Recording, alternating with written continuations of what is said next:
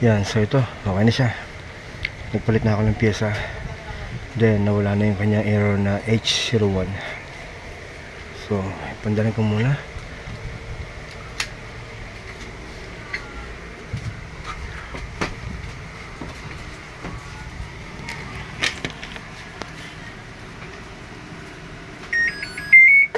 So, start.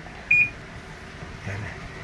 So, kanina kapag in-start siya, lumalabas ka agad yung error na H01. So ngayon wala na.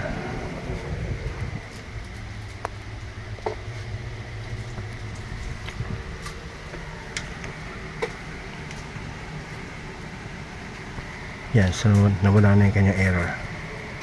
Okay na.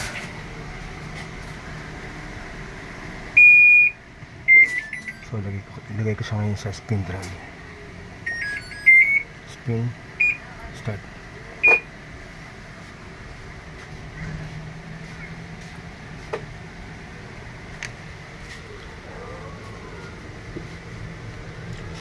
Yan, umikot na siya.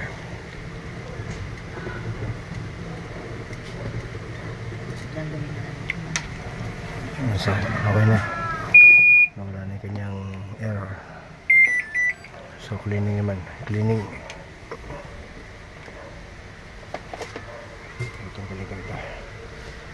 So, tanggal ko na yung kanyang center bolt doon.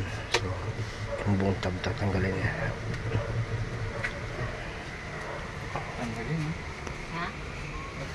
Yan, so okay na. Na-repair na yung problem niya, H01. So, ipalit ako ng pyesa.